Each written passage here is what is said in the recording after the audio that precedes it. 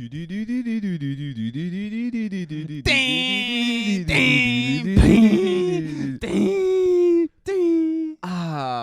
back. What's up, y'all? It's Sierra. And it's Makeda. Back up on Black in the City. Hey, we're everybody. We're back in the city for Black in the City. Last week, we might have been in Dallas. But this week, we're in the CD. We're in CD. Shout out Seattle. Shout out Central District. Shout out my nigga Abdul. All right, let's start right now. Yo, why are we here? Why are we talking? Instead of Makeda and Sierra in the first place. Yeah. Today, you might know this. I, Sierra, and they, Makeda, looks different. Sound different too. Yeah, I mean, we got a little more swag in our voice. You know what I'm saying? We got a little more talking to a different crowd this weekend. You know, this week. You feel me? Yeah. Makeda's on a date right now. Apparently. Yeah. I think so. Oh. Have you not been reading the group text? I haven't, man. It's been a long week we'll get into the week, but it's been a long week. It's been a long week for your boy. She's unavailable today. We're going to skip it. You know, this is a late night, Abdul. I was kind of drunk when I sent this text message. I was like, you know what? Why don't we do Boys in the City with Jordan and Abdul? In the City.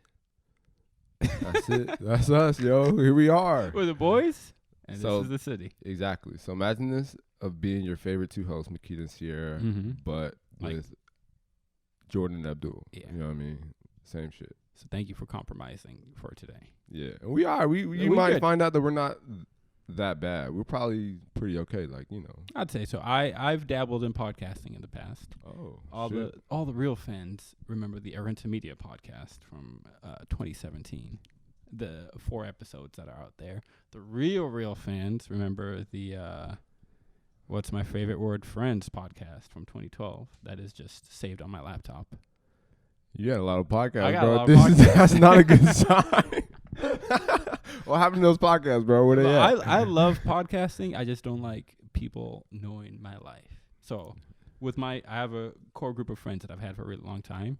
Whenever they live in different parts of the city now, or the country now, but whenever they're back in town, we usually record a podcast, and it's kind of like a journal for that time. Mm-hmm. So I have a bunch of podcasts that I've recorded that haven't been released on my hard drive. Dang. Just so it's crazy to listen back to some shit that you were talking about in 2012 and think like, oh yeah, I remember when GPAs mattered, and that was like a big thing. Me getting a good grade on an exam was such a big thing, and it's almost like a journal that I can keep for the time. That's tight. Yeah. It's real fun. Go back, yeah. Mm-hmm. But I've had some experiences publicly on like YouTube channels and stuff that have kind of made me scared of revealing too much online, because there's some creepy people out there. So I honestly didn't even know I was really doing this until I got here. I'm not gonna lie, I haven't been in this group message. I don't like hearing my voice in a microphone. I don't like hearing none of that shit. So like, we have a group. I'm kind of terrified. Like, I'm not gonna lie. You didn't respond all week, so I'm like, oh, maybe he's just reading it, and like, you know what? Jordan's usually pretty responsive. He's down for anything. Yeah, no, I'm with him up for it. Yeah. I'm scared because every time I even get on like Black in the City, I'm like, yo, I know I sound crazy. One, my voice probably sounds fucking weird. You got the best voice in the fucking world. What you mean? I'm also terrified that like the wrong person is gonna listen to this shit. Like, what does that mean? It's gonna come back and bite me. Like, you know, I feel like I'm one of them niggas from the old days. I'm scared that this shit gonna come back. I'm gonna say something and niggas gonna be like, oh, yup, we got hard evidence of you saying this. And I'm like, damn. You know, just know that's what's going in, but I'm gonna let it all out because let's be honest. Even though I'm scared, be honest. I'm scared of being canceled online, and you're scared of. I'm scared of the public streets. Stuff. Yeah, we'll try our best. Hopefully, this suit. If you're not watching this on YouTube, please watch this on YouTube. I'll put on a periwinkle suit. Yeah, I steamed this suit because I had a photo shoot this weekend, and they actually had me in a fur coat without a shirt on. For the whole photo shoot. What was the photo shoot? Don't worry about it. That's a minor detail of it. But just know that I steamed this whole outfit. So I figured today would be the perfect time to use it. I'm not going to waste steam. There's a drought in California. So You gotta pull it out. Well, you look good, man. I ain't Thank gonna you. perp, man. Thank you. Yeah, I it's gave looking you a fly. blazer too that you didn't like. Well, my arms too long. I got bigger shoulders than you. You know what I mean? Wow. I'm a big guy. You feel me? Wow. They know. You They could know. just The said you people had big know. shoulders. You didn't have to say you had big It's shoulders. good. To make things worse, we got Sierra on the other side of this camera Yeah, our right now. director. Our executive producer, Yeah, Sierra man. Knight. And it's just the pressure to perform is out there. I feel like LeBron, and there's like a courtside Karen right there. Ooh, look at that segue. Transition. But we can't even talk about that right now. Yeah. We're going to start with the weekend update. Jordan, Yo, what? Yeah, shit. What did I do this weekend? how's your weekend, bro? It was alright. Friday was a classmate of mine's birthday, so I'm in law school, virtual law school. Really, shit's weird. I don't see a lot of these people in person normally, so when I do see them in person, it definitely takes a second to kind of warm up to people. But I brought Abdul here with me, and we had a good little time. You know what I'm saying? Brought fear prong, brought the truth or drink. People love that shit. It People was a love nice small gathering. right. And COVID it, safe. yeah. It was no more than like 6 people. Very short. And 4 of them are people, you know what I'm saying, motherfuckers been seeing, virtually. So I had during this whole hangout session, I kept telling Jordan, I'm having flashbacks of my time at SU. back in college, Yeah. yeah. And that's not necessarily a bad thing. I enjoyed my time at SU, but I definitely felt like a fish out of water Yeah, why is while that? I was there. It's just Is there something that's just different about it's you, just bro? different. Like people, I feel like with me and you, it was very natural that we gravitated towards each other and we can hang out and we can be ourselves. Yeah, We bros, kind of grew up bro. the same, you know. Just it's just out two here. dudes chilling. Niggas But trying to- with if you're watching the YouTube podcast, you saw that little Kawabanga sign. But with other people, there's such a disconnect, especially me specifically growing up in Kenya and coming to the U.S. later Mhm. on in my life. I feel like there's a big gap in what I understand culturally. Huh. So you're just a little left. White culture's weird, bro. I wouldn't say it's weird. It's just very different from everything I've experienced in my entire life. Shit's weird. And like, It's cool. it's cool, but it's I can Different. I can Weird. never feel like I can call somebody out for weird stuff because I'm like, oh, maybe this is just what white people grew up on, and I don't understand it. So, hey, who am I to judge? You sucked your toe in the middle of a conversation. Maybe that's normal. That's what y'all do. You know what Not I'm saying that anybody motherfucker? sucked their toe, but I just feel like my barometer for calling people out is off. Yeah. So I definitely had that feeling of like, okay, I didn't get that joke, but I'm gonna laugh just because maybe I don't. Because you don't understand. rock with it, yeah. Yeah. What about you? I mean, You're from Cincinnati, so you're shit's used to weird, this. man. I think just white shit sometimes is weird in general. But it was cool. Like, I think you did a good job. Like, kind of hanging there. I mean, you didn't know anybody Mm-hmm. there at the little function, so that was all right. So shout out, shout out Nicole. Happy motherfucking birthday. Yeah, I had fun. Yeah. It was great. Everybody was fun. Same old shit. I like when I can make fun of somebody, they can make fun of me, even Mhm. though we just met, and it's just like that. And you got nothing to lose. Like, you don't know. You probably never gonna see them again. Well, Hopefully. you might. I didn't say hopefully. EP, how are we doing?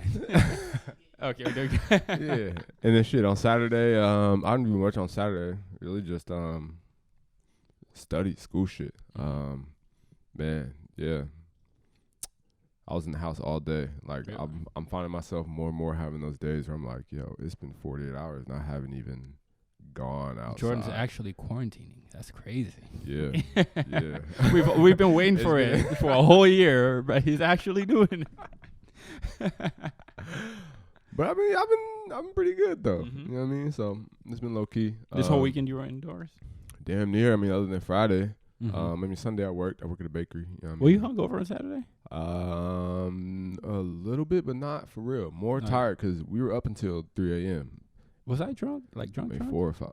Huh? I was drunk, right? Yeah, it was pretty drunk. We got Right. IHOP though, so that definitely helped out. Mm-hmm. I felt Yeah, that drunker shit was than fire, you. yo. I yesterday. had IHOP in a minute. He was talking shit about IHOP. I did not want to go to IHOP, man. He Fuck was like, IHOP. let's just go home hungry. I said, fuck it. This is a Cap Hill tradition. Nah, shit is. Mhm. Yeah, it was good though. It was hitting. I ain't gonna perp. It was I gotta good. say, it didn't taste as good the next day, but you know what? It is what it is. Yeah, hell yeah. What about you, man? How's your weekend? My weekend was That's good. enough. Friday, exact same day as you.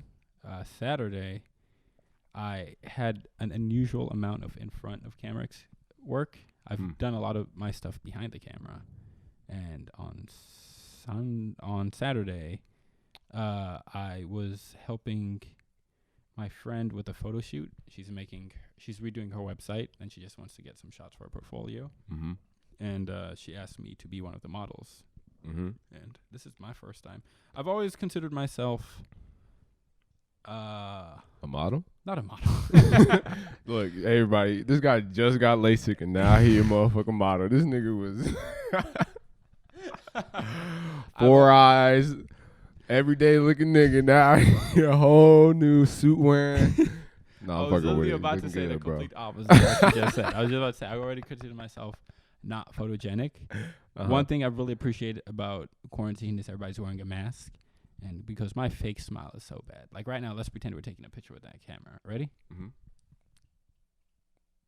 You see how bad that smile of mine was? It was That's just like my everyday smile when I'm forced to smile. So I've always considered myself bad at photos, but I've always been jealous of models. Word. Because it's cool. That's cool shit. It's cool to tell somebody, hey, I model. Even better when you're shirtless. I dabble in modeling is the biggest flex that you could ever say. Mm-hmm. I've used that line on Hinge and Tinder enough that I feel like I owe it to people to actually It's dabble written in down. That's a model. banger. Yeah. So I'm no longer lying anymore when I say I dabble in modeling. But it was a lot of fun. I dabble, I model, you know. I've Something learned like- that my eyebrows, I'm very expressive with my eyebrows. Yeah. And the people shooting me constantly had to tell me, hey, Yo, chilling them eyebrows, motherfuckers out. eyebrows. Because I'm always doing shit like this, and I always look stressed out a little bit.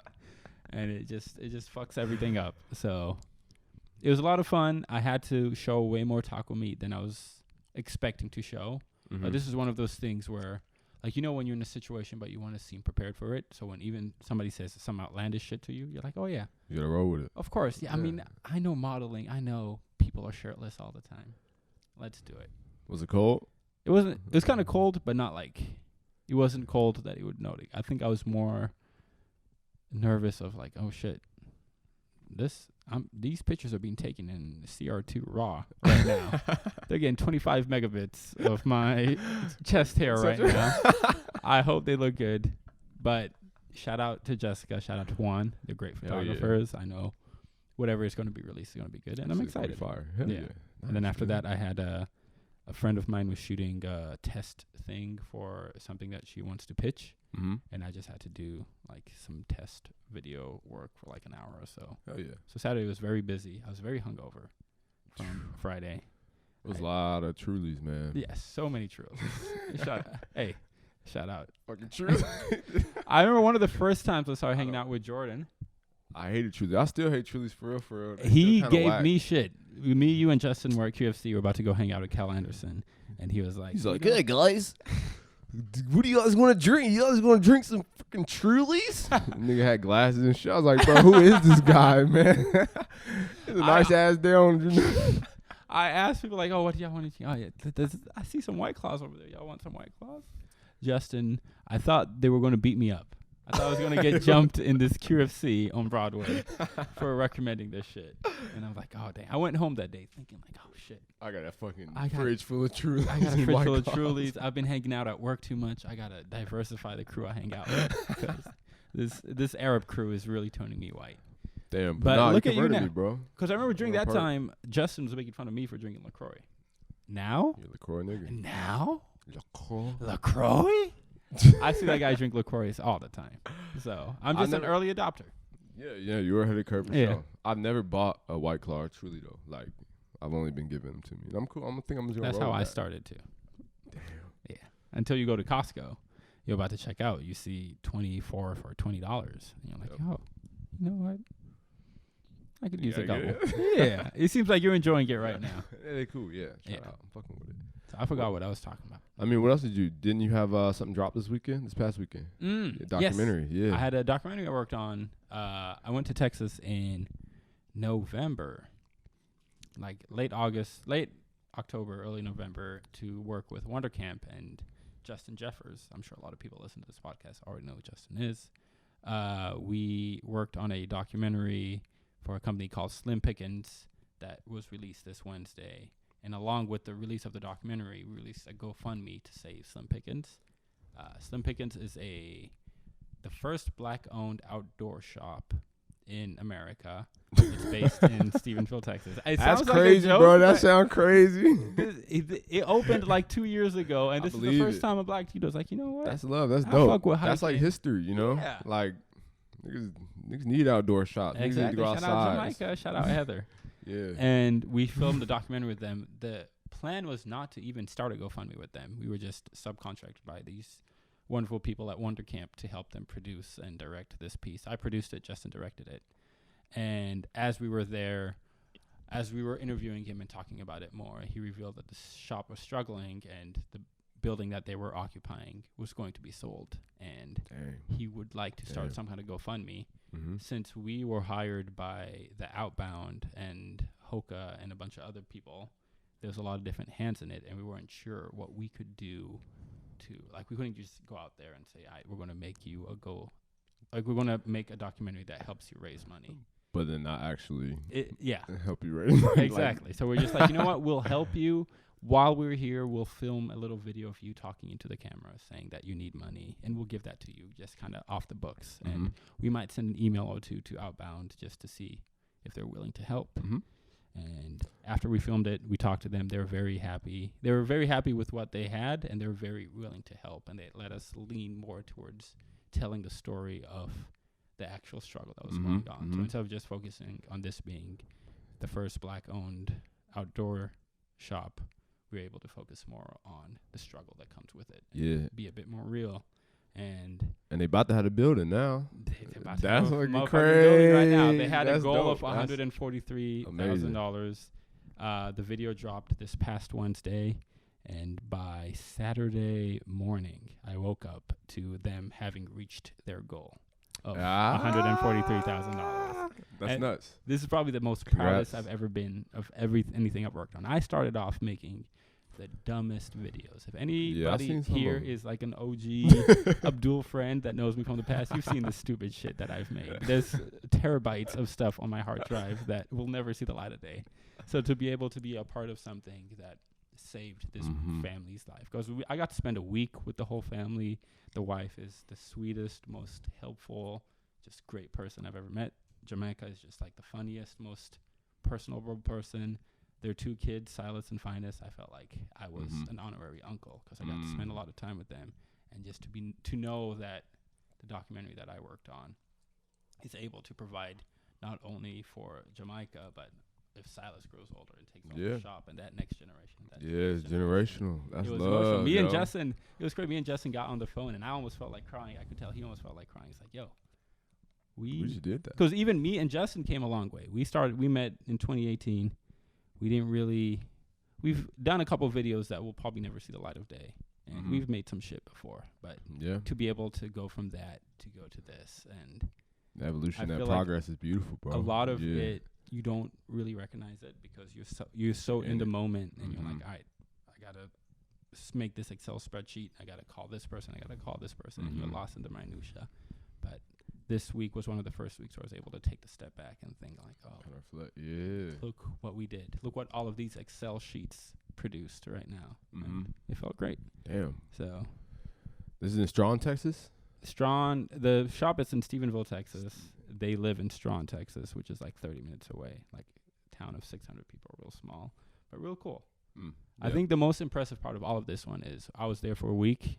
We were there for a week filming this, and none of us caught COVID, which was insane. Right. And I was 100% expecting to catch that COVID shit down there. Yeah. I was in Dallas that same weekend when you flew down there. Yeah. I had a different weekend, I'll tell you that. What'd you do in Dallas? I mean, I went to a little, you know what I'm saying? I didn't do nothing crazy. I saw my niggas from he was about to be back truthful. home. Then he remembered we were on camera and on mic, and then he changed his answer. All right, so I will be real. As soon as we touched down, my nigga come, he pulled me, he picked me up. We roll a fat ass backwood. We go eat some barbecue. I can't forget the spot. Maybe Jules Barbecue or something down in Texas. Shit was fire. Shout out Jules Barbecue. Then went to this motherfucking cabana pool party. Had a section, was chilling. Everybody wearing a mask. Everybody was not masked up, but niggas was social distance. When you have your space, like, you know, we had our space. It was we had our space. Well, you know this what I mean? motherfucker's calling VIP social distancing. Yo, look at him. We had our space. It was a pool. It was a body of water. You know, shit was. It was hygienic. It was cool. Continue. I didn't smoke anybody's hookah. That was definitely happening, and niggas that was doing that was on some wild stuff. But yeah, no, Dallas was cool. That was my first time in Dallas, but it was love. I wish I was there longer, bro, because that would have been dope to just check y'all out, because I know y'all was hustling. I remember thinking, because you were there at the exact same time that I was there that same weekend. I was thinking, like, maybe one of these nights when it's not busy. I was only an hour and a half away from Dallas. Maybe I can drive up with Justin and we'll hang out with Jordan for a little bit. That did not happen. We were filming for like 12 hours every single day. If we're not filming, we're exporting footage. If we're not exporting footage, we're asleep. So long weekend. It never happened. We had the same time weekend, very different weekends in Dallas. That's crazy because, you know, that was before we were vaccinated. But you know what I mean? But dude, could you now imagine? We are. Can you imagine not being vaccinated? Right, yo, it's crazy. Be me. We actually found out tonight, honestly, probably like 30 minutes ago, that we're the first 2 black people under the age of 30 to be vaccinated in the state of Washington. Don't quote That's us. a true fact. No, that is a true fact. You can quote Jordan, From JD, from lawyer something. over here, Abdul Kasamali. Do not quote me. Name another nigga that's vaccinated. Name one. You have a point. Thank you. Yo, You have a point. Can't nobody do it. Yeah. How do we get vaccinated, Jordan? Yo, I don't even know. Honestly, look, I had no plans on getting vaccinated. I'm one of them cats that I flew in the middle of it. I was a lukewarm kind of nigga on. I understood both arguments of why people didn't want it. What both arguments? Both arguments. Everyone, Are you coming out as an anti-vaxxer? No. I'm with it. I'm with it. I think everybody should get it. Now that you've gotten it, you think everybody should get it? Yeah. I mean, even before then, I think everybody, like, if you had the option to get it, I think you should have got it. But I would have never, like, gone actively out to get it. You know what I mean? Like, to get a vaccination, unless it just kind of fell in my lap or if it was just kind of being offered to me. And that's exactly what happened. That's exactly what happened. So actually, me and Jordan were together. Yep. And delivering some baked goods. Yeah. Because I work at a bakery and I was with the nothing else to do. So Jordan's like, "Yo, do you want to deliver some shit today?" I'm like, "All right, cool. I'll deliver some shit." Bring your friend to work today. I had to put on like a whole. We looked like Drake and Future from the "Life Is Good" music video in the bakery. Just like I had to cut some fucking truffles. I didn't even know what I delivered. And while we were driving from Ballard to West Seattle, my neighbor, who works at Harborview as a social worker, sent out a group chat saying, "Hey, the Swedish through Seattle U has a few leftover vaccines available." Just laying around, just a few hanging out. Because you know, I think apparently you can't reuse vaccines. Like, they have a shelf life. Hope not. And once they're out of the refrigerator, you got to use them or some shit. Yeah, I'm an engineer, not a doctor. So I can't really speak on this shit. And there's just like a link to sign up to it. I felt bad about signing up as being a young fit man. So I sent a message to my friend who has a grandmother that's been trying to be vaccinated. Damn. And she was able to get vaccinated through that same. You did the right thing. You sent it to one person that you. Give one. Take a penny, give a penny. Why did you tell me to do that, bro? I would have felt a lot better about it. And so we were able to sign up and get vaccinated pretty close from when we signed up. And yeah, we went to STU. We both got the Moderna vaccine, and it was good. Jordan was completely fine, as usual. Fucking real niggas won't die, multiply. Real Cincinnati shit. I was knocked the fuck out for the next 2 days. As soon as I got the vaccine, my arm started feeling really heavy and really sore. The next morning I woke up, I thought I had COVID. My whole body was just weak. My knees just hurt. Got the vaccine. It was like, I have it now. Yeah, this is how I'm going. I was peeing out of my butt. It was just all bad. And it took me maybe 3 days to get back to normal. And it was a terrible timing because with the vaccine being so sudden, like we just signed up and we went to it pretty soon after. I already had plans the next couple of days film wise, so I was on set the next day. The whole Feeling day, like just shit. oh, Damn. I know I just tested negative, but Damn. false negatives are a thing. But maybe 2 days after that one, I was completely back to normal and things are good. So if you're listening to this and you're doubting the vaccine, just Do it. Why I said not? do I it. mean, what you got to lose? Exactly. You put other stuff in your body. There's so Yeah. much stuff that you put in your body without knowing, and there is a possibility to save a lot of lives with this vaccine. Mm-hmm. I personally, a big thing that really pushed me to get this vaccine is to be able to see my mom. My mom also, she's a medical worker. She works at a nursing home, so she's already gotten her second dose last week. Yeah. And I'm excited to be able to hang out with her again because once I get my second dose, I feel like I will for sure be able to still maxed up, still kind of socially distant, but not be afraid of it. A big anxiety that happened to me over this COVID time has been getting my parents sick. I think you remember this more. When I used to live with my dad, I would always, every time there was somebody that I didn't know, I'm like, yo, are you going to kill my dad? Are you going to give me COVID and make me take this COVID home and see my dad? And I don't live with my mom. I've kind of been avoiding my mom just not to get her sick. So to know that I'm going to be vaccinated, she's going to be vaccinated, it's going to bring my anxiety down. And I'm going to get to see my mama because I'm a mama's boy, as you can see by the way that I'm dressed. Periwinkle suit. Yeah.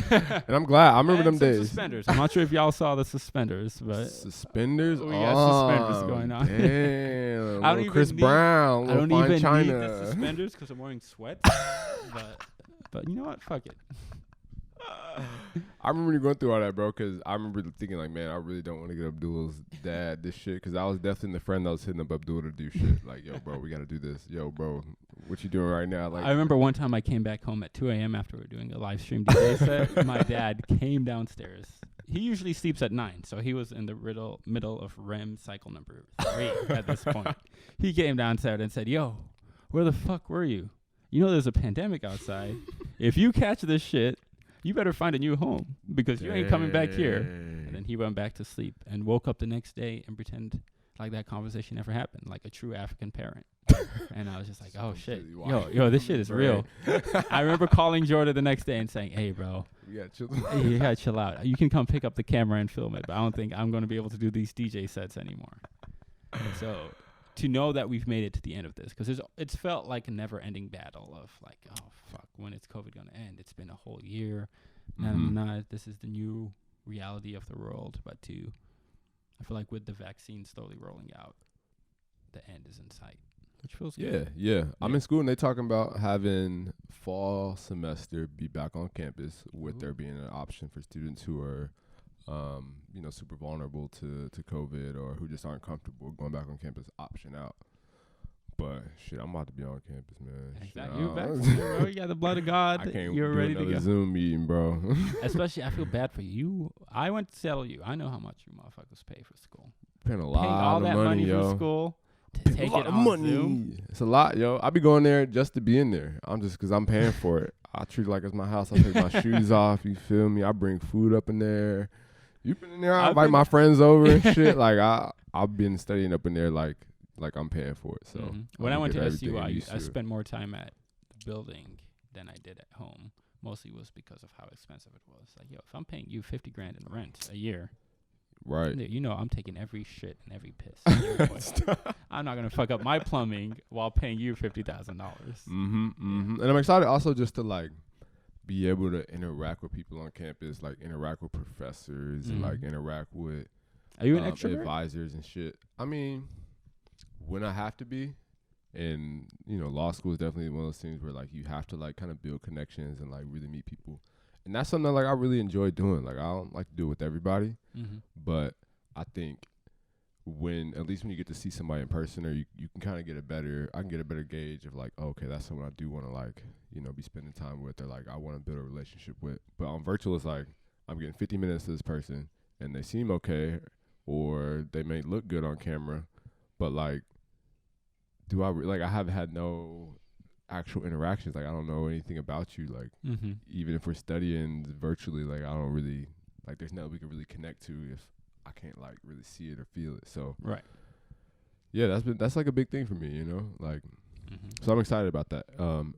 Really to like meet talk to like some of these advisors and people who are like administrators, just 'cause with law, like it's about who you know and like who you get connected to, and knowing that those folks are connected with folks is what I'm really interested in. But shit, you know what I mean? Yeah. Alright, I'm looking at the time. We're halfway through the podcast and we've gone through 2 topics. Nah, we got Let's plenty of time. go to the We got next plenty one. of time. We're Black in the City. We This is gonna be a 3-hour podcast. The Joe Rogan Experience type podcast. Let's quickly talk about the Hustle Clean shoot that we had. Me and Jordan got hired to produce and do sound for a campaign ad. Not going to be on the Super Bowl, but pushed around the same time as the Super Bowl for this company started by Justin Forsett, former NFL player. His company's called Hustle Clean, and it is some wipes that you use when after you work out. After you work out, Yeah. or what I also learned after, they could be used Shout for out hoe to wipes. our AD Randy. Yeah, hoe wipes. So we need a little quick hoe shower. You feel me? When you about to I learned this get it on, or after during you the just got shoot. it on, you just want to wipe yourself clean. Apparently, there's a bag called the hoe bag that you Yeah. keep in the trunk of your car in case you spend the night at somebody's house. A hoe bag isn't necessarily for women; it's for women or men. Yeah. I've had a hoe bag my whole life. I never knew that it had a name until recently. Like, if you go to the back of my car, you see some shoes from everything. 2012 and like an old leather jacket looking like I'm fucking Sunglasses. Kevin Hart in Seriously Funny. And I have my Toothbrush, hoe all that bag, shit. Yeah. and now I have something to add to my hoe bag Hustle with Hustle Clean. Yeah, Hustle yeah, Clean. there you go. Available now at Target. And the hoe shower is honestly probably one of the most important things about it, 'cause like Mm-hmm. you can't be smelling like the motherfucker after. I am you glad can't be smelling like the next day. Like The check just cleared right before we started the podcast. I'm glad the check cleared before we started talking about this shit the way that we're talking about it right now, because they might take that shit back. No way. It was a fun shoot though. It was a fun shoot. It was crazy. Abdul was producing a lot of it and directing it as well. It was. We had our director. Our director wasn't in state. He was in. He was, I think, in Tennessee at the time, and he was directing it virtually. The shoot was on Saturday. I got hit up Monday night by a friend of a friend saying they're looking for a producer. I finally got to talk to the director on Tuesday, and he's like, we want to shoot this Saturday. And I'm not sure how versed people are in producing stuff, but a Tuesday to Saturday turnaround for a big shoot like this is pretty quick. So I had to kind of assemble everybody really quick. Yeah, it was nuts. And try to get everything figured out. I got everything set except the talent. The talent was being dealt by the other people, like the director and the EP at the time. And as far as I knew, the talent was set for this one. I had sent many emails asking, hey, do we got talent for this? Does the talent okay with this schedule? These motherfuckers know? He's like, yeah, he's good. He'll be there. Don't worry about it. I hit up the location. I got everything figured out. Hour before we get there. Our shoot was at 2:30. At 2 o'clock, I'm coming. I'm upstairs. Jordan's down here. Our DP Muzamo is down here. We're about to leave to go to this shoot, and I get a call from the EP, and he's like, "Hey, so I just got off with the talent. The talent is in.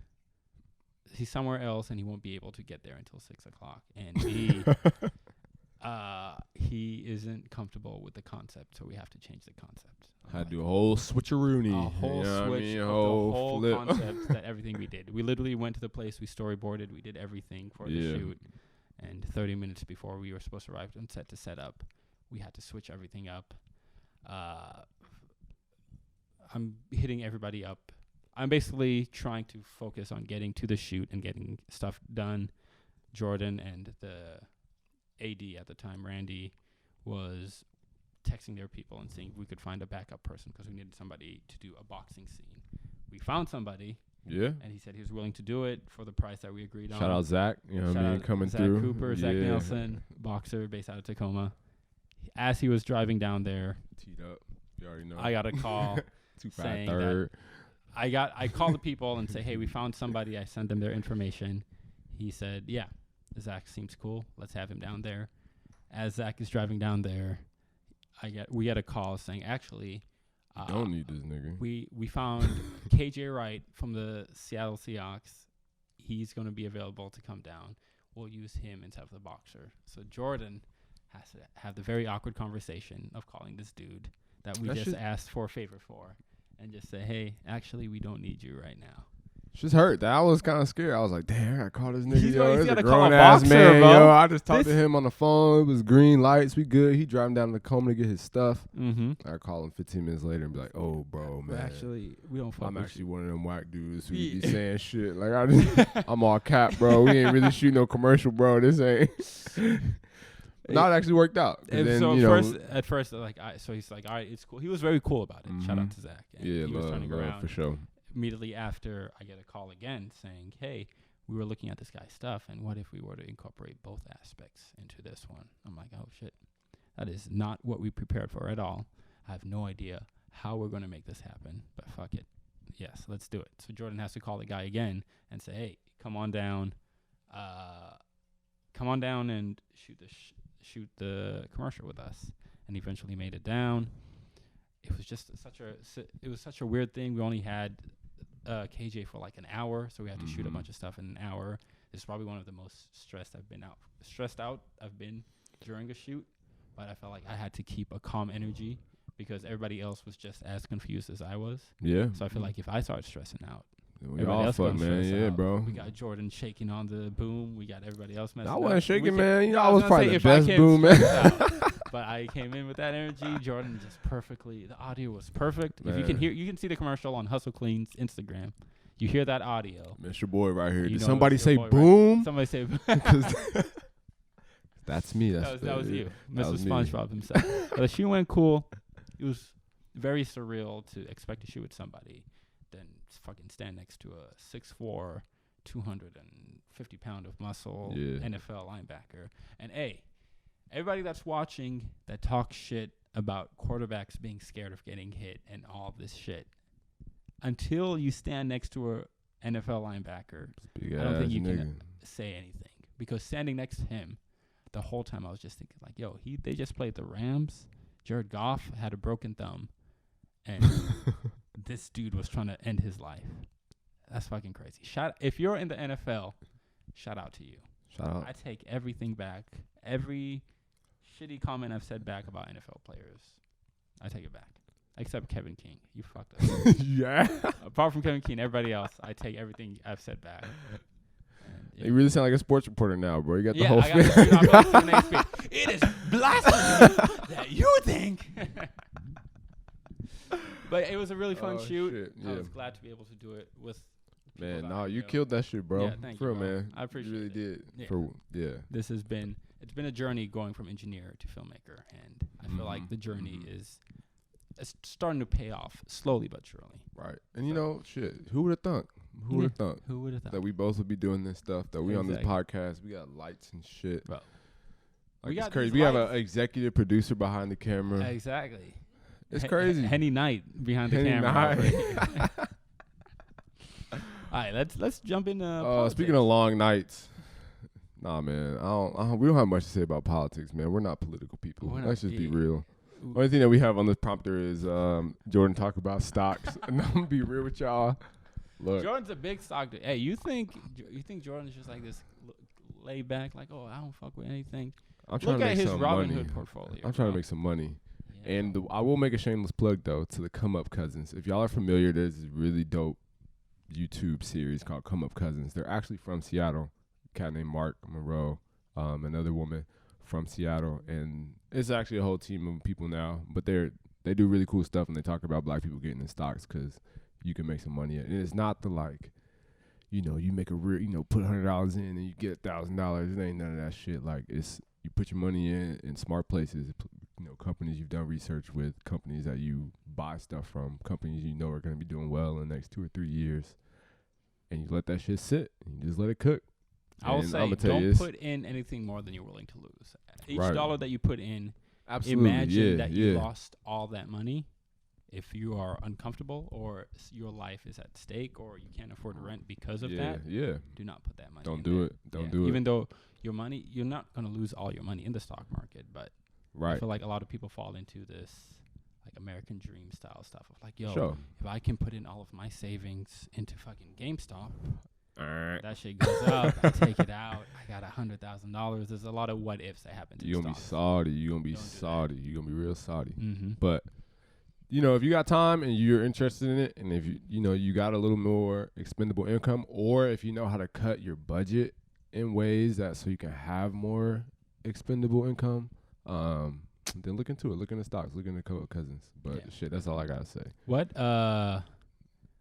Tell us like right now, what is a stock that you bought this week that you're keeping your eye on that you personally is doing well? We're not telling you to buy this stock, but I know Jordan's. Every time I talk to him, he's FaceTiming somebody about some kind of stock. Yeah, exactly. I'm in the game now, Yeah. yo.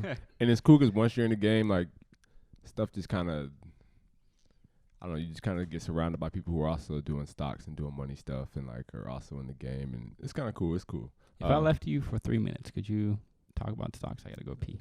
Doc, Ah. yeah. Go ahead. I don't have. Actually, Sierra, do you want to step in for me? I gotta go pee. Yo, actually, we do need Sierra because she needs to talk about Malcolm and Marie because I don't know nothing about it. Yeah, so we gonna bring it right on over. Makeda is not gonna like this. We're sorry, Makeda, but she here, yo, and Abdul got to pee, and I didn't watch this movie to be honest with you. This was in the notes, and like I ain't look at the notes. We already talked about. Yo, that. I'm not really here though, but pretty much. Malcolm and Marie had a lot going on. What they had Abdul's going on? Gonna be able to talk more about What this. they have? You gotta tell me. You have to give me a real quick rundown of the movie before this nigga Abdul come back. Makeda's gonna get so mad at me. I Makeda, saw the look, trailer. I'm I saw the not- this is not a trailer. thing I'm we gonna tell you have the things planned. I saw. Is that? Oh, go ahead. Okay, you Sorry. tell me what you saw. I saw an actor who I don't know his name, but he seems like people know who he is. Or is he a new guy? Do you know his name? He is Denzel Washington's son. Yep, exactly. And I've heard this a lot, but what's the guy's name? What is his name?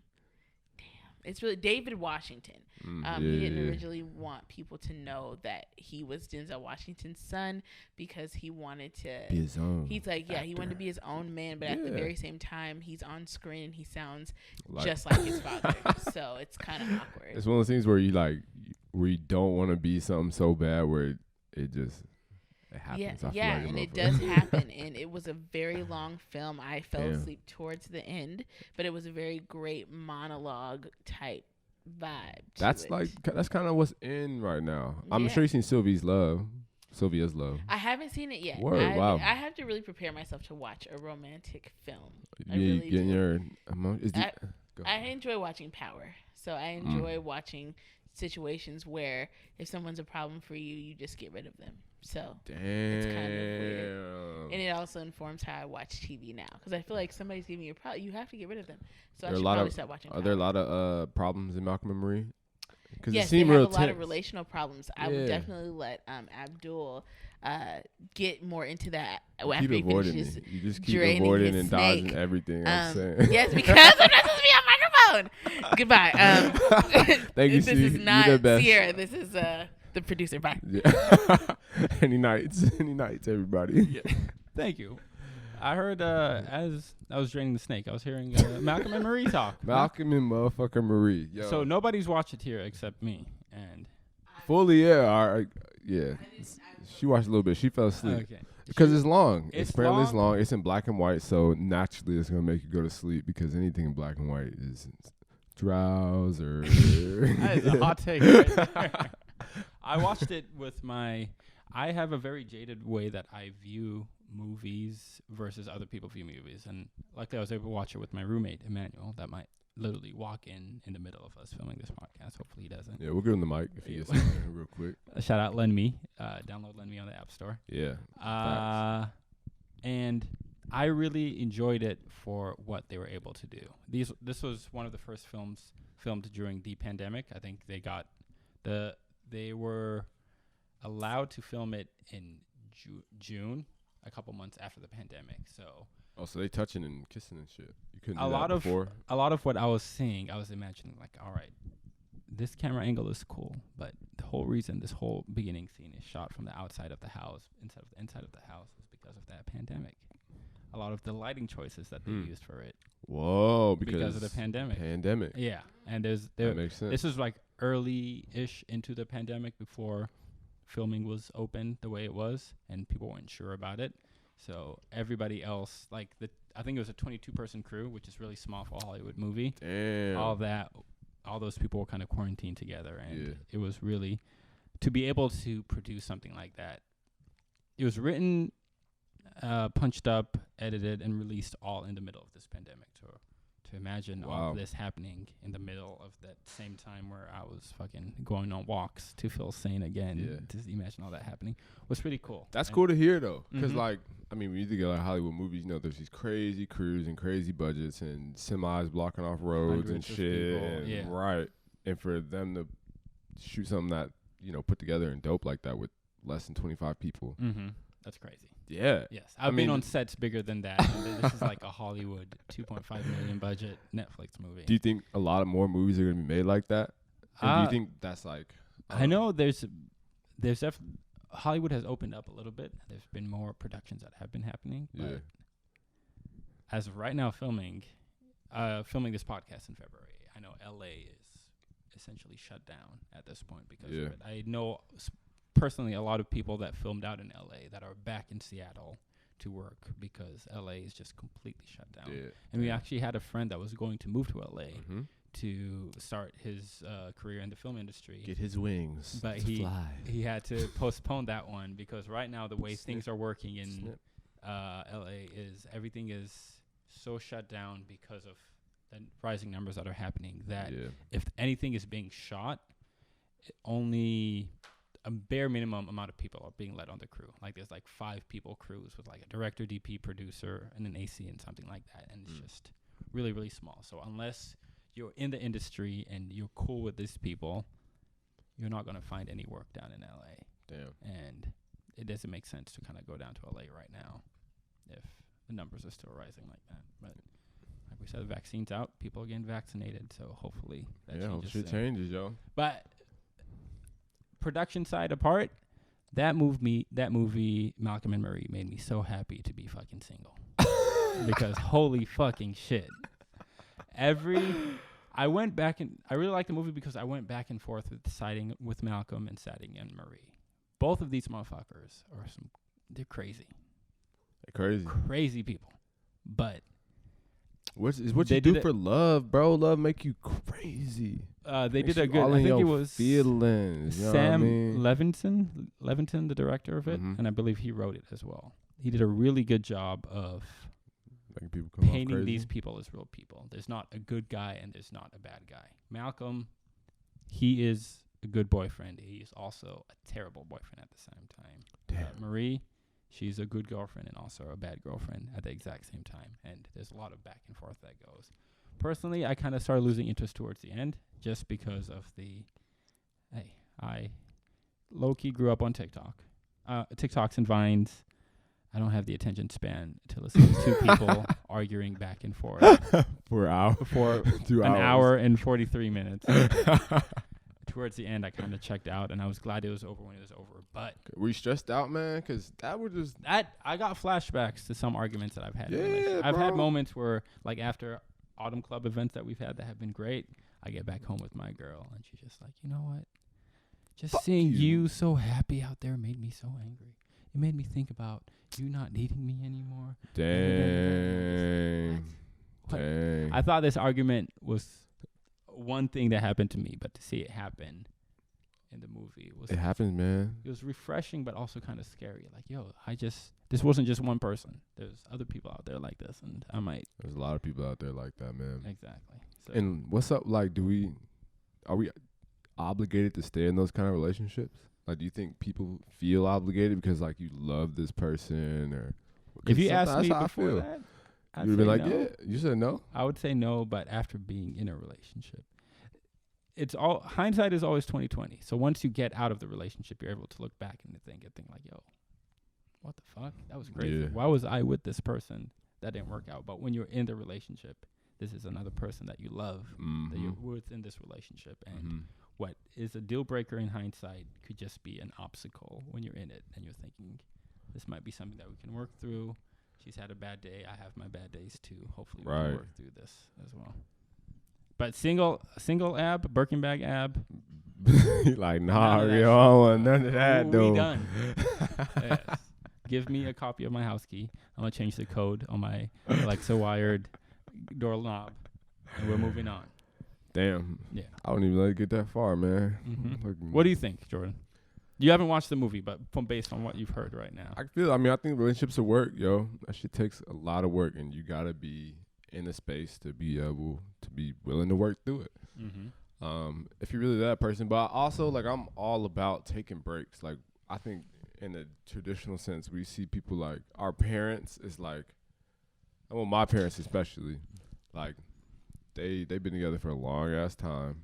Granted, they spend times apart. My dad works sometimes like out of Cincinnati, but like I see like how it does benefit them to like be away from each other for like a little bit, because like I think they're still growing as people and they're still trying to figure stuff out. And I think there's some things that you really can only do alone. Like, you can only like grow by yourself, doing whatever you're doing, not feeling like I have to think about someone else or like someone else's reaction. Like, I think those are important emotions to go through. And if you really love that person, you're not going to be making decisions to hurt them in the first place. So like, whatever that even looks like, you know, you're always going to have them on your mind. So, but I think space is important, yo. I'm all for it. I be having to take space, yo. It's what it is. Like, Yeah. as long as you communicate through it and be honest, like, there's no reason to be being unhappy or like upset and mad at each other. Like, that's actually bad for your health. Like, that shit is bad for you. Jordan might not social distance because of COVID, but he will social distance because of a healthy relationship. So at least we know that. Yeah, right? that's how you know it's healthy, yo. We socially distant. You know what I mean? But yeah. But I haven't seen the movie. I need to check it out. I saw Sylvie's Love, which was a really good black and white film. Which one? Sylvie's Love, which is on Amazon Prime. Is it a new one? Yeah, black film as well. That's shot in black and white. Super lovey-dovey love story.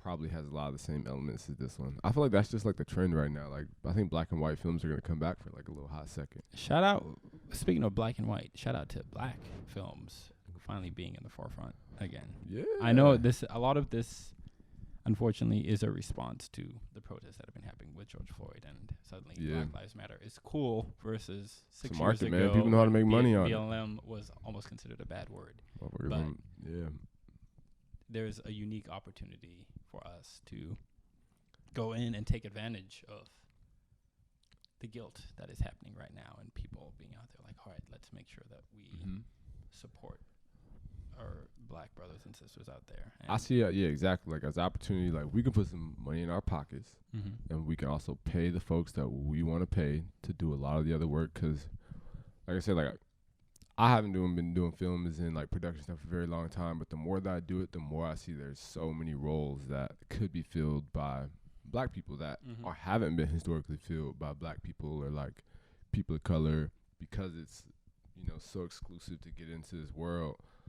But like, now that we starting to have more of these opportunities and this chance, is like, cool, like, let's start building our own shit with it. Like, we can make all black or all POC like production crews and editors and people, and we can still work with whoever else we got to, but like, we can now start bringing those opportunities like into the entire production, not just having black actors or just black athletes who are doing it, or just, you know, this black director. It's like, that shit trickles down, and like, the only way we can really start getting paid is if it trickles down and everybody get a chance to be in it. And the movie gonna come out way better when, imagine if you was a black actor or a black actress or something, like, and you getting the film shot or your TV show shot at a black studio with black crew members and somebody who can like really relate, and there's probably good food there that's being catered by someone locally, and whoever's directing you can understand you. Like, that should make such a better production than a bunch of uncomfortable white people wearing glasses and rolled up pants. Hey, I got LASIK, so I don't wear glasses anymore. But why are you coming from people with glasses, bro? Because that's just, I feel like what I see so much, and I can't even talk that shit. Like, I mean, I look that kind of, but I look like I'm in Seattle and I fucking write poetry and shit. But I have that like actual experience of being a black person and being to this role and like, you know, really loving what I'm doing. So like, it's cool to see it trickle down, like you said. Like, it's dope. Going back to the Slim Pickens documentary that we were talking about earlier, how the whole thing kind of worked out is Wonder Camp, which is a group of 3 people. They're all white, straight men, were hired by the Outbound and Hoka to produce this documentary. They were able to see at the time that this is a documentary about the first black-owned shop. Having 3 white dudes tell that story doesn't really make sense. And Weird. I had met them. I had won a grant through them actually in July, and that's how I kind of got connected to them. And through that one, they're able to kind of get to know me and get to know Justin, who directed a piece. And they asked us if we wanted to be a part of the project because they recognize that it's weird for 3 white dudes to be telling this story when it has nothing to do with them. They can't really relate to the struggle. Right, and just how different that documentary would have been if it was 3 white dudes. Exactly. Exactly. So how long have you guys been here? I would. Oh, is that a dog? Oh, I love dogs. Like, let him lick my face. Like just weird. Lick my face. I don't know, yo. Just like it just be different. It just be It would different. 100% be different. Shout out to Wonder Camp. Shout out it's to love, Greg, yo. It's Tim, all and love, Davis. bro. I love you. But I feel like that was a perfect example of. I feel like me and Justin have been working in film for such a long time, and setting ourselves to be prepared for an opportunity like this. It would be very easy for us to see this opportunity presented to us and think that we're being co-opted and like, oh, now you guys want black people? Well, fuck you. We don't need you anymore. But I think now is an important time for people within film and people that It's a perspective have thing, this opportunity to take it and prove and show why we're ready for this and why more black stories need to be told by black people. And yeah, it's a Niggas need to be buying the building. exactly. Shout It's a great, out. now he's fucking Nigga buying the buying building the because of building. this. Yeah, So ain't nobody tell him. Ain't nobody collecting his rent. Nigga, they got his own building. he's He paying can do whatever he taxes wants. now instead of rent. You know what I'm saying? Yeah. So shout out to that. Take that opportunity if you can. We're kind of running low on time. We're gonna skip Gorilla Glue Girl and go straight into Gorilla Glue questions. Girl. Yo, she verified now. We all know who she is. Yeah. You can look her up. You know the Gorilla Glue story. You Girl. don't need to hear it from us. So some 2 dudes in a suit and hipster beanie to tell you what happened. So we got some questions from the audience. From the people. people. Yeah, the people really want to hear us. They want to I hear guess. from fucking Jordan and Abdul. Right, and they want to know, what are we doing for Valentine's Day? I'm gonna let Jordan go first. 'Cause, he's got actual plans. Wow, I don't have any plans for Valentine's Day. Let me check my calendar actually as you Yeah, answer this question. I ain't gonna perp.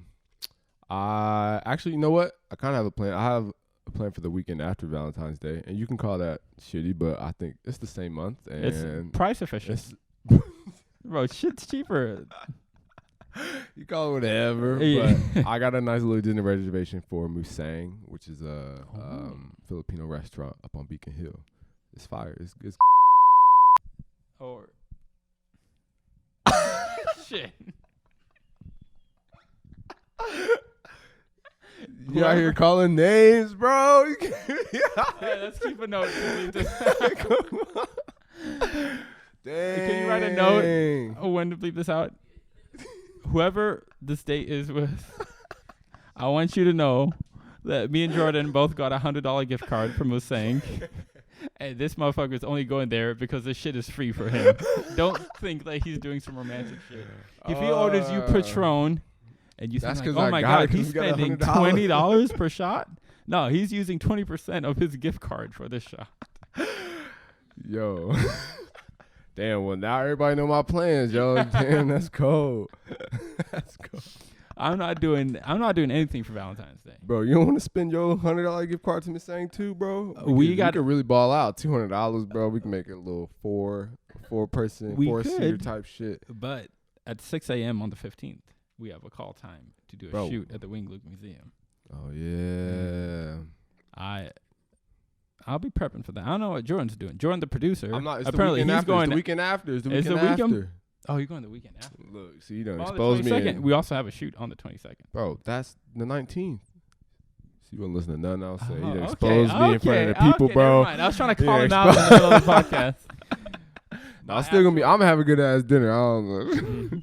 My Valentine's Day is planned on prepping for this shoot and stressing out at home by myself as I'll be here with you, bro. Okay, we'll stress man. out together? Yeah, Yeah. hell yeah, nigga, ain't no thing. well, there's some Yeah. Musang takeout on my gift card, and then he can go on his date with his gift card the next week. right, question number 2. What is the best piece of advice a black woman has given you? Well, I was raised by a black woman. I feel like all the great advice. The reason I am the person I am today is because of a black woman. So I'd say everything I've learned. Wow. But I feel like this is an opportunity to give a special shout out to one of my best friends. Her name is Leanda Abraham.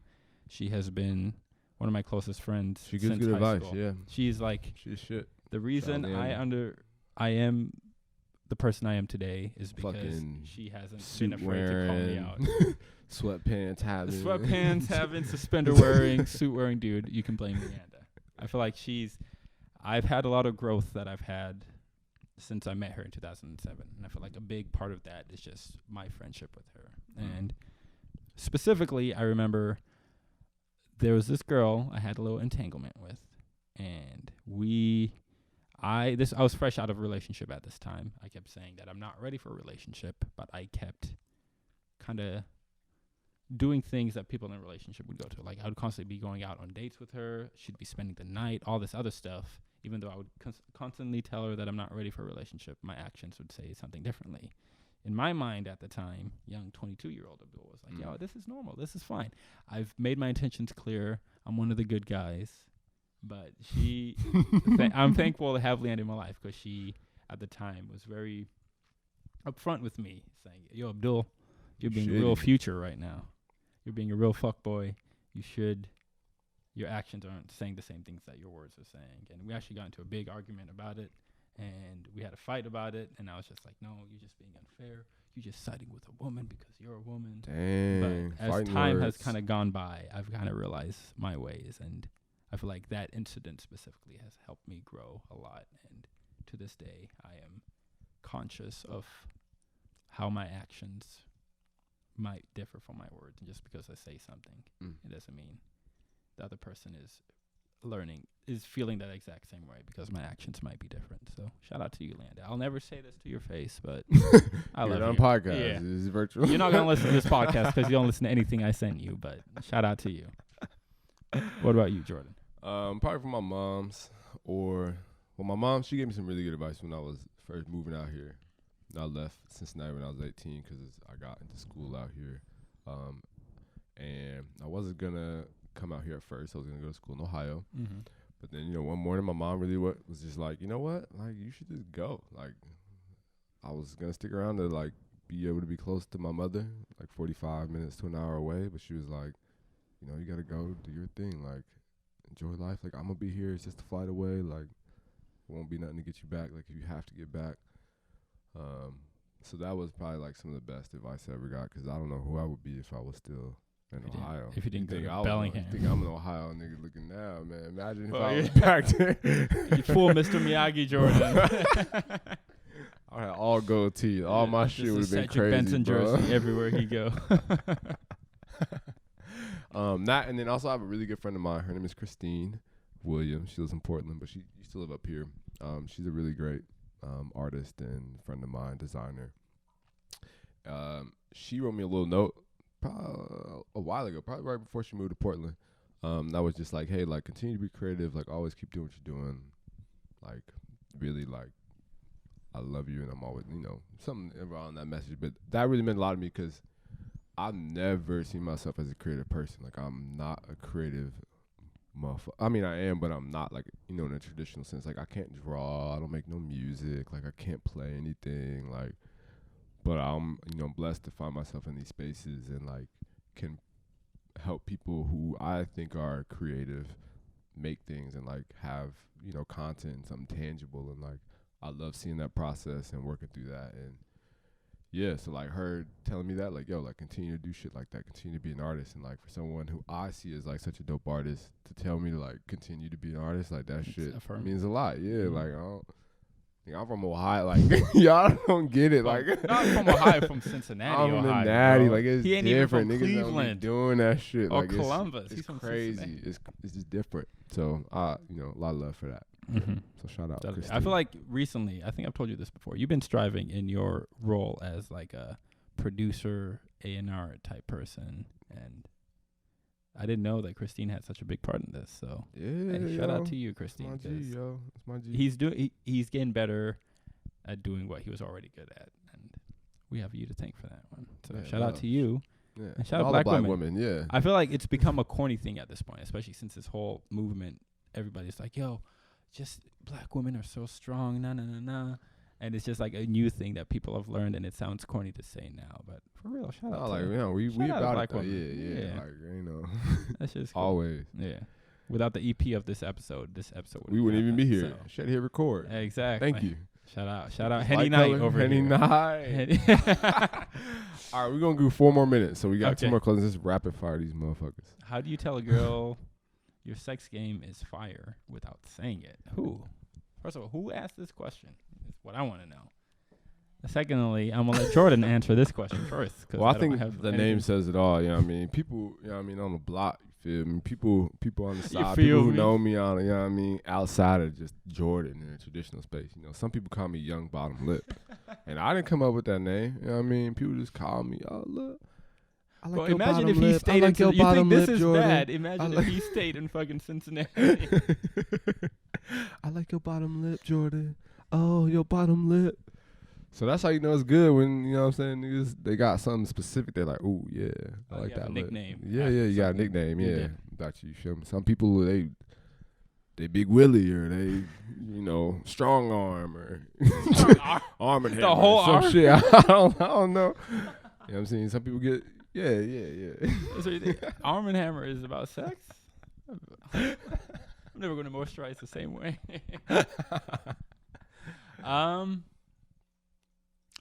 Yeah, I'm gonna just be honest, bro. I have no idea if I'm good at sex or not, which probably means I'm probably not that good. Nah, at bro, it. I'm not gonna brag about my sex game. Is all I'm gonna say. You know what? I feel like every woman's body is different, and people enjoy different things. There are some women that I've had a great time with, Mm-hmm. and I'm not afraid to admit there are a few, if not many, women out there that I've disappointed before. And if you're listening to this, I'm sorry. But What do you think their advice would be? I feel like there's a point in sex, like when the girl tells you to like slow down. If the girl calls for a water break, You're doing too much. you're doing pretty good. Oh. We're on different pages. There's I don't know, bro. I don't know. Everybody different, bro. everybody's bro. different, Everybody and I feel like previously I thought that if a girl calls for water break, she's good. But seeing how our executive producer and Jordan are laughing at me right now, apparently I'm just trash always around. Why would you want sex during water, bro? I feel like Which water ones? during sex. I feel it sometimes. Like sometimes Yeah. it's just like I need a Damn. break. Let's calm down for a bit and then we'll go afterwards. Yeah. Damn. Yeah. Everybody. I don't like this everybody- face that Sierra's giving me right now. It's All right, making last me question. If you could very ask one, self-conscious. if you could ask one single person a question and they had to answer, who and what would it be? Ooh, It's deep. that's deep. Much like all the other questions, I'm gonna let Jordan go first so I can think. Dang, shit. I mean, truthfully, I'd probably ask something about my grandparents, and like probably like my big mommy or like my grandmother. Because, you know, they died when I was younger, probably like middle school, high school. And now that I'm older, I'm like, I know y'all had so much good game and y'all giving me game. But, you know, when you're younger, you just don't even think about, you know what I'm saying, whatever they're saying, or it's just whatever. But they've, looking back in hindsight, it's like they shaped me for so much of who I am. And I just want to know more about like their actual experience, like their life. And like, I feel like sometimes I feel like I just never got to hear it from them, like what they really went through and like what are these experiences and what should I be doing and how they actually felt. And no, I would love to hear that. Yeah. That's a great answer. I don't have an answer. Yeah. I'm not sure if it was on this podcast or another platform that I was. So many podcasts, bro. You know, You just when bring you're- this when shit you- when everywhere. you're- you just talk everywhere. Where there was a point where I was with somebody and I had a suspicion that they might have possibly been cheating on me. but Oh. I did much like Marlon Waynes, Mm-hmm. the guy that's saying Yeah. I don't want to know, that guy. Yeah. Much like that guy, I didn't want. I didn't want to know. We're gonna edit this one to make it sound smooth. Yeah. I feel like everything that I know, I need to know, and there's nothing. If somebody's hiding something from me, I feel like there's a reason for me that they're hiding it from me, and I literally don't want to know what you're hiding from me because it kind of just changes the relationship. I don't like knowing something that I shouldn't know and having to pretend that I don't know this in front of you type stuff. So I feel like the relationship ended. We're on good-ish terms right now. Me knowing that you cheated on me is doing nobody any good. Damn. So I've moved on. You've moved on. Fuck it. Why do I need So to you'd know? ask this person if they cheated on you? No, the literal opposite. You have not been listening to Well, you want to know. The question is, who would it be? I don't. I was giving an example of why I don't want to. I feel like I know what I need to know. Yeah. And If you go back at all, you might fuck actually, your whole I take shit that up. back. The whole world might be My different. roommate, motherfucking Emmanuel guy, he is a firm believer in the Illuminati, and he is convinced the Black Eyed Peas and Jay-Z are in the Illuminati. So if I could know one thing, It's who? I want to know Damn. if they're in the Illuminati.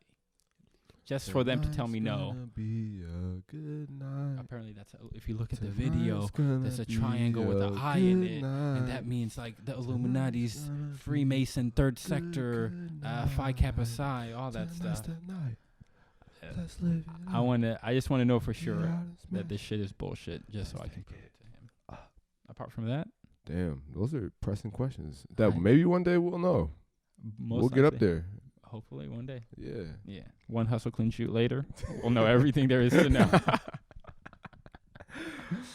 Oh, well, it's been a great time with y'all. Wow. Mhm. Wow. An hour and 13 minutes. I never thought I'd be able to do this, but here we are. As my mom would say, mashallah. Mashallah. Look at us. Yeah. I just want to thank Sierra, our EP, Yeah, shout out. And Sierra. Makeda, yo. and I hope Makeda. her dinner is going nice. I Yeah. hope she having... She's knowing Kita, she's having a very nice dinner right now. Hell Bro. yeah. Her water is sautéed. That's how good of a dinner she's having. Sauteed water. Some sautéed water. So shout out Yinka, shout out Yeah. Sierra, shout out Kita. Yeah, shout out Black in the City Pod. Thanks Black for in the having us City. on here, goofing around. Mm-hmm. We'll do this again. In like 4 years. Yeah. The next time they have a date on a Monday. But yeah. We'll do. All right, well, let's if do the you prayer. fuck with us, follow us at Harvest House. Yeah, Harvest House. Yes. On Instagram. Instagram. Abdul also goes by the Arctic Klondike. Oh yeah. Yeah, that's me. Yeah. Find me at Handle Johnson. _Johnson. Yeah. You can follow Sierra at Sarah2Leon. You can follow Makeda At Beijing Baddie. I'm glad you remembered that one because I said that one. I didn't know the thing. Oh, Beijing Beijing _Baddie. Baddie. Though. Says Somebody over. got the original one. Yeah. Damn, well, we love y'all. Thanks for listening.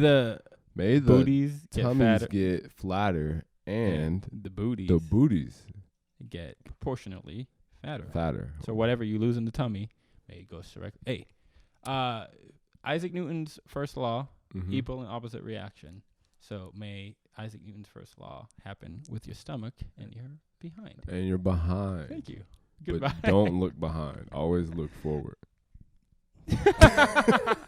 Do